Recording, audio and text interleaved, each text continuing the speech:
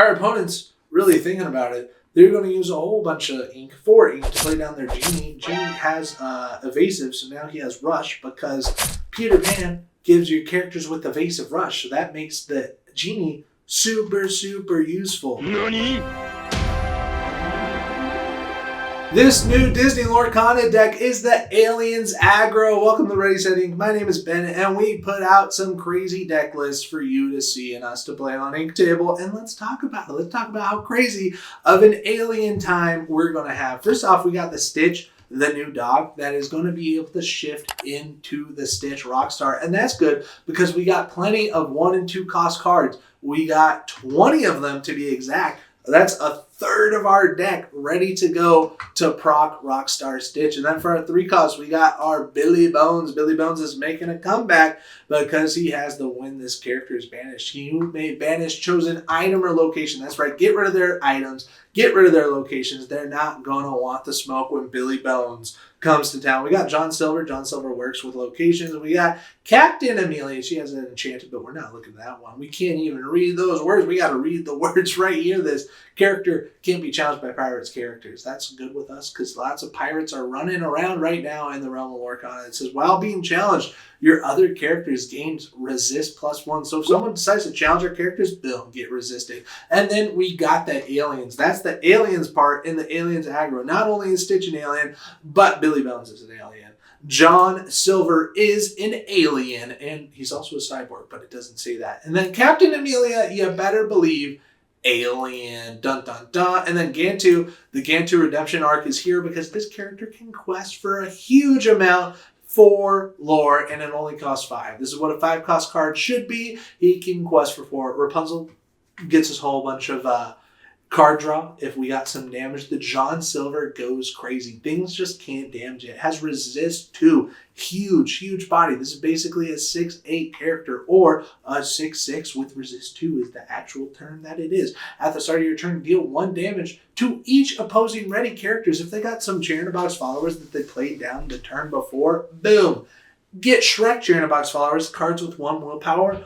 Bucky, never saw it coming, am I right? And we got the Let the Storm Rage On. We love to see it. Let the Storm Rage On is one of our favorite song cards of all time. We got Lantern to make stuff cost less. We can get John Silver out for less, including his shift cost, because it's reducing the cost that we pay to play the card. And then 10 locations. The 10 locations will help our John Silver and help us get lore fast, because all of these are gaining us lore. Does this gain us lore? Ooh, it sure does. And this is what the alien synergy is all about. When you have an alien or robot character while here, this location can't be challenged. That's right.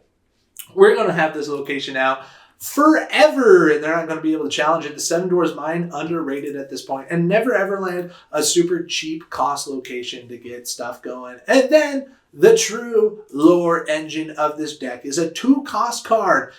The Grand Councilwoman, Federation Leader.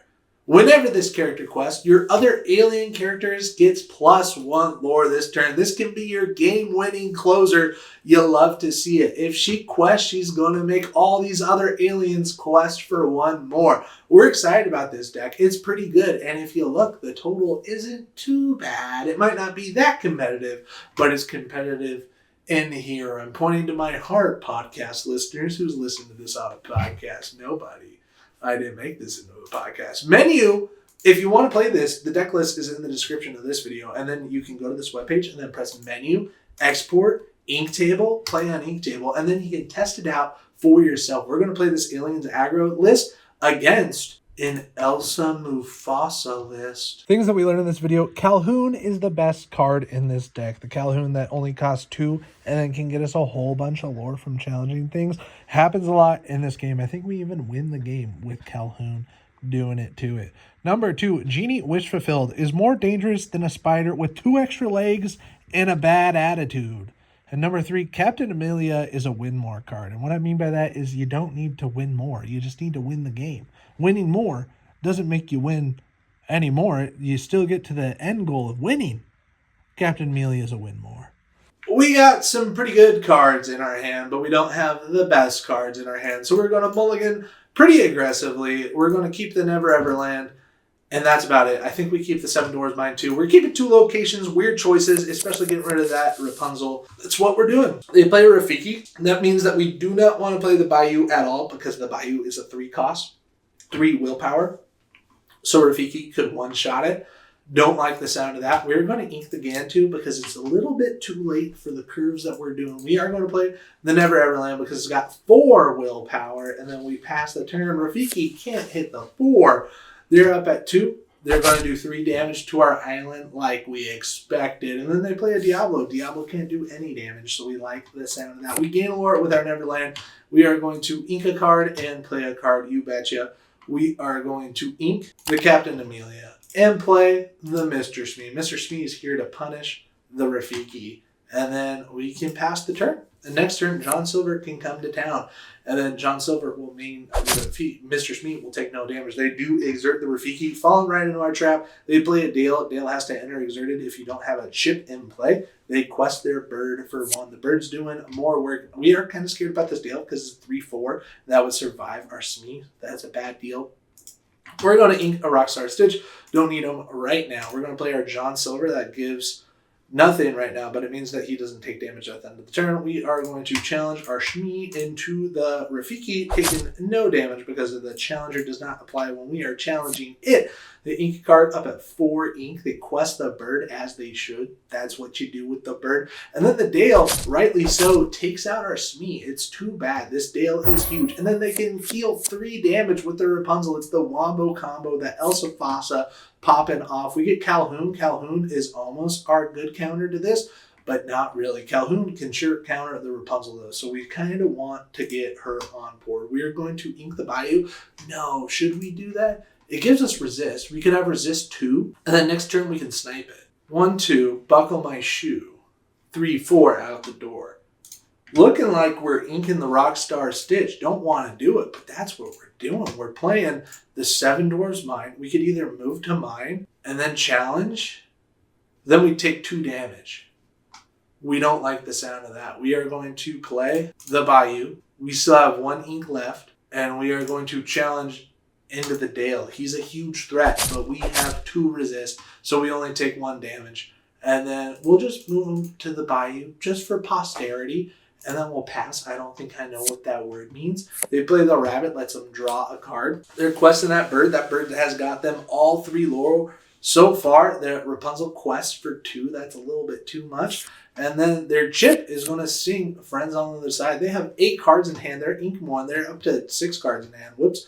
I miscounted there. We get a couple amounts of lore for our John Silver. And we have the Shift John Silver. How much is the Shift? 6? That is skibbity, dude. That's kind of perfect. Do we have time to wait? I think we do. So we will play Let the Storm Rage On. We're just going to hard play it, and that's going to do 2 damage to our thing. And then sadly, we didn't get an inkable card, so that's too bad. Because we wanted to play Calhoun, because Calhoun can counter this in 2 turns. But we are going to get to play our Daisy Duck. Do we quest our John Silver? It has resist 2, so I think we're just going to challenge into the Rapunzel. And then we will pass the turn. But we can shift this soon. They give plus power with their crab. I hate to see it. And that'll do the 3 damage to the John Silver. Now we have no chance on shifting. We should have held our horses, but we didn't. They're questing. They're up at 8. We're at 3. We're in a bad way of it. We get 2 lore with our 2 locations. We get another Daisy Duck. We're also in a bad way. We can play the Calhoun. We could pay 2 to do a damage. That would take out their bird, and then they could stop getting lore and just get more cards. So do we move the duck there? We do a damage to the bird. The bird's gone. They get to draw a card, but their bird is gone. Do we want to ink that? Sadly, it's looking like it. Just so we can play our Daisy the Duck, we're going to quest our Daisy the Duck. It's going to get us 2 more lore.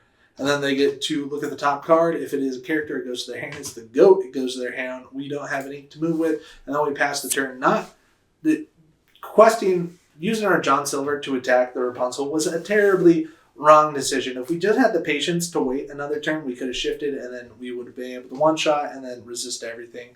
We just had to be patient with our John Silver, but we didn't do that. And that cost us the game. The crab is going to do 3 damage to our Daisy Duck, and the Peter Pan is going to do the rest of the damage to our Daisy the Duck. They are up at 12 lore. We gain 2 lore with our locations. Love to see it. And we get John Silver. Love to see him, but he's no help here. We are going to move the Calhoun to the location. We're going to deal a damage to the Peter Pan. And then we are going to challenge the Calhoun into the Rapunzel. We're going to take no damage because we got some resist going on for us. We got resist 1, and we get to gain 2 lore in that challenge. Oh, interesting. We're going to move the duck to this location, and then we are going to quest the duck. She quests for 2 big ones. Up to 13, we get to do the duck ability. They get to look at the top card. It's Madam Mim, goes to their hand. We get to do our Bayou ability. We draw a card, and then we look and see if we want the John or the Calhoun. It's looking like we want Calhoun. We need definitely more characters on board to clear up this mess that we got going on. So we will play her, and then we will pass the turn. They have lots of stuff they can do on board, especially if they shift this Elsa, we're kind of cooked. They have a Madam Mim Fox to bounce a character back to hand. It looks like it was the crab. They're going to take out our Daisy Duck in one foul swoop with their Fox. Their Elsa is going to exert our Calhoun. They play down a goat. They got lots of stuff going for it. We're really happy that crab went away. The crab can one-shot Calhouns, and that is a bad deal for us. They're questing with their Olaf. They're up at 15. They quest with their Wendy Darling, and they have pretty much secured the game right there. We gain 2 lore with our 2 locations. That's up to 15. And then we get a Bayou. We are just going to go play our Bayou. We can move Calhoun to the location. We get to do 1 damage to whoever we want. It's going to be the Peter the Pan. We have 2 Calhouns to get us 2 lore each if they take out some characters. We can take out Elsa and we can take out Olaf to get the lore that we want. We were just 1 lore shy. We're going to challenge with our Calhoun into the Wendy Darling, taking out the 2 lore quester ability right there. We get to gain 2 lore with that challenge. Then we challenge with our Calhoun into the Elsa. I want to make sure that they don't have the shift. If they have the shift, then everything's really over. And then we get to gain 2 lore. That's right. We're all the way up at 19. And then we want to prime this location by moving our characters out of that location. So next turn, they can move there and we'd be good to go. But you'll notice as I press the pass button, we've sealed our fate because they have the lore on board that they need. They're questing with their Fox. They're up at 18. They play down to Mufasa. They quest their little sweet Olaf the Snowman, and then they're going to do some damage to the goat. That takes out the goat, and then they win the game. The AI is absolutely crazy for that. We're going to go one more time. We're going to try to make it work going against the purple Mufasa. We got to start because last time we got smoked. We got some good stuff going for us. We got the John Silver that we're going to ink right away because that helped us so much last time. I'm just kidding, Zugabuga. We play the Bayou. It's our number 1 turn. Or it's our opponent's turn. They go first. They ink. Do they have the Rafiki? They have Olaf.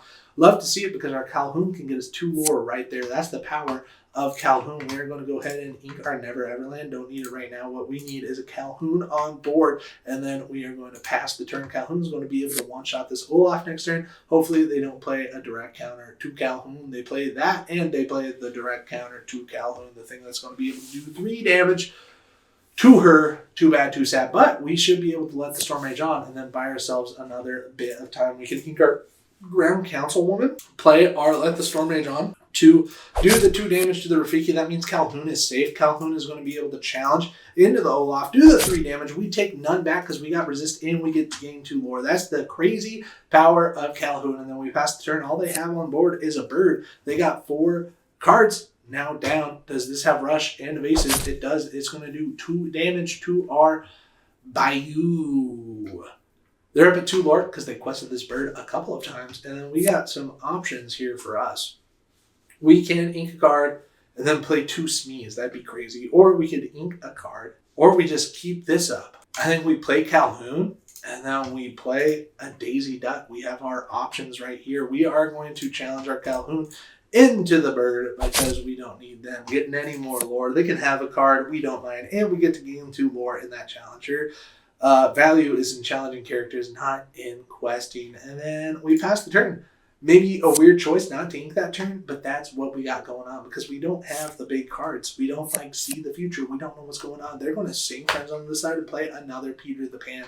Peter the Pan is going to take out the Bayou unfazed. He has Russian evasive, so we can't even touch him. We get the Galactic Council Chamber. We are going to ink a Galactic Council Chamber, and then we're just going full aggro this game. We're playing 2 more Smees on board. We're going to quest these because we're not too scared about the Peter Pans doubling up into them because they're more likely to go in 2 of those into the duck. They get to use our duck's ability. If it's a character, it goes to their hand. It is a character. In fact, I think the only non-character cards that they have is Friends on the Other Side, and they already used 1 of them. So what's the point? What are they going to do? They're going to sing Friends on the Other Side. That's 2 Friends on the Other Side down. 7 cards in their hand. They're going to do 2 damage into our Daisy the duck, and then heal it up with Rapunzel to draw another card. Look at that, 7 cards, 1 more into the 6 cards in their hand.